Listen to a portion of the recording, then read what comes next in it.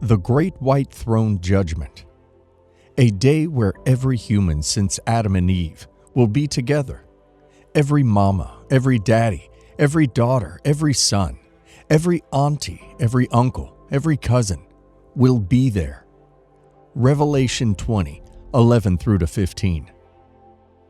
And I saw a great white throne, and him that sat on it, from whose face the earth and the heaven fled away, and there was found no place for them. And I saw the dead, small and great, stand before God, and the books were opened, and another book was opened, which is the book of life. And the dead were judged out of those things which were written in the books according to their works. And the sea gave up the dead which were in it, and death and hell delivered up the dead which were in them. And they were judged every man according to their works. And death and hell were cast into the lake of fire. This is the second death. And whosoever was not found written in the book of life was cast into the lake of fire. This judgment is the last event before the final separation. It is in the last event in human history, before the new heaven and the new earth is introduced. All the dead, great and small, rich and poor, all the dead that died without Christ will be in the courtroom of God. Regardless of how long a person has lived, or where or when they lived, they will be there. The God that this world despises, the God that this world rejects, the God that this world claims does not exist, will be the judge on this day. All of mankind will stand before his holy courtroom. Those who have never believed in God will be there. Those who have mocked God will be there. Those who have lived their lives in a way as if God doesn't exist at all will be there, in the court of God. We know the courtrooms of this world. A defendant stands on trial. The evidence against him is presented, and according to that evidence, the jury makes a verdict whether the man is guilty or innocent. The courts of this world make mistakes. They do.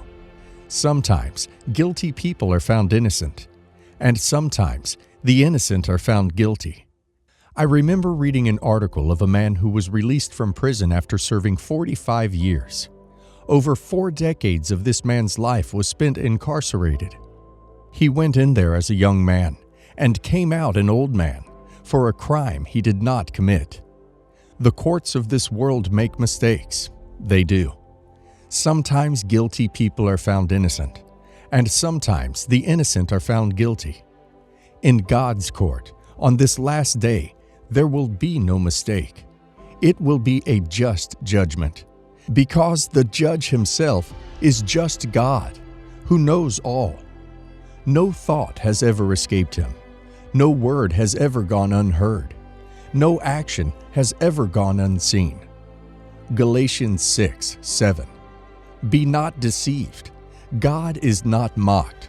For whatsoever a man soweth, that shall he also reap. Don't play with God. Don't ever play games with God.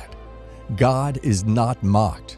For whatsoever a man soweth, that shall he also reap. Ecclesiastes 12:14. For God will bring every work into judgment, including every secret thing, whether good or evil. There are people who are living godless and evil lives. They have rejected Christ. They have rejected salvation in order for them to live evil lives. But there is a God who is watching and witnessing their lives. You cannot live a life of evil, breaking up marriages, sowing discord, lying, cheating others, backstabbing and betraying people, and expect not to be judged. God will one day judge you. Don't play with God. Don't ever play games with God. God is not mocked, for whatsoever a man soweth, that shall he also reap. The children of God will be judged at the judgment seat of Christ. 2 Corinthians 5:10, King James Version. For we must all appear before the judgment seat of Christ, that everyone may receive the things done in his body, according to that he hath done, whether it be good or bad. At this judgment seat, only Christians will be judged, and this is to receive the rewards for the things they have done.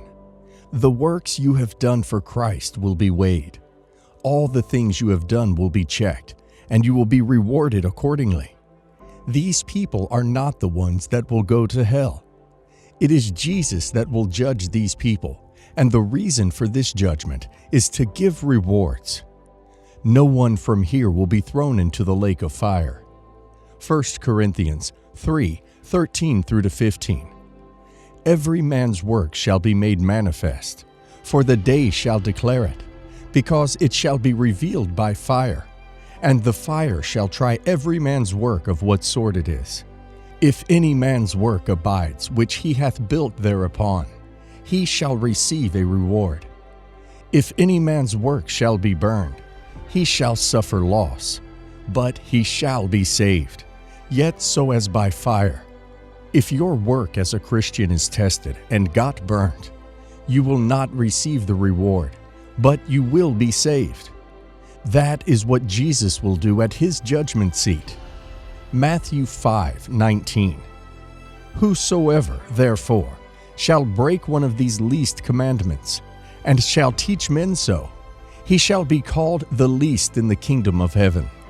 But whosoever shall do and teach them, the same shall be called great in the kingdom of heaven.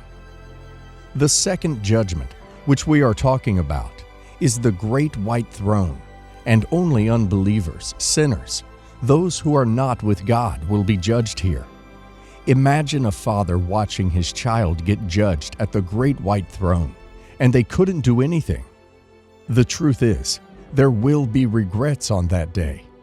A son will ask a father why he didn't take church more seriously.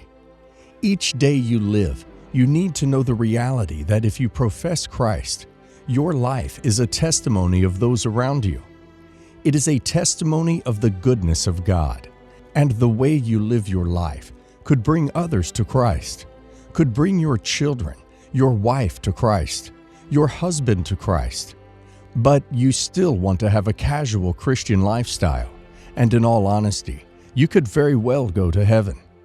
I am not the one who determines whether you are saved or not. But what about those around? Those that would have taken salvation and Christ more seriously if you did.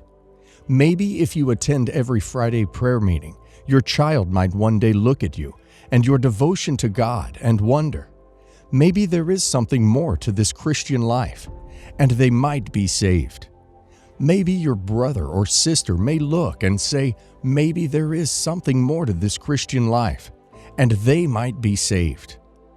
At the great white throne, those who are just churchgoers, those who have the form of holiness but deny the power thereof, those who rejected salvation, all of these people will regret their actions. Here, at the great white throne, there are no good rewards. No one will be welcomed as a faithful servant. These are the people who have not allowed grace to wipe away their sins, those who have not called on Christ to forgive them and clean their records to start new. John said that a book was opened, and some other books were opened. These books have records of the things they have done. None of these things has been cleared, because they did not seek after salvation and seek forgiveness. Have you imagined how the fear of God will be all over the place, that no one will be able to look at his face? I honestly believe that on this day, we will see a side of God that we have never seen before. Look at Revelation 20:11.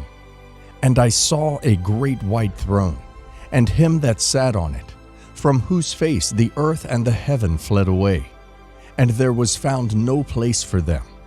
Look at this phrase, whose face the earth and heaven fled away. That is the Judge, the great Creator, the Alpha and Omega, El Shaddai, Elohim, Adonai, Abba, El Elyon, God Almighty, the mighty Creator, who is from everlasting to everlasting, who knows no beginning and knows no end. He will be the Judge on this day.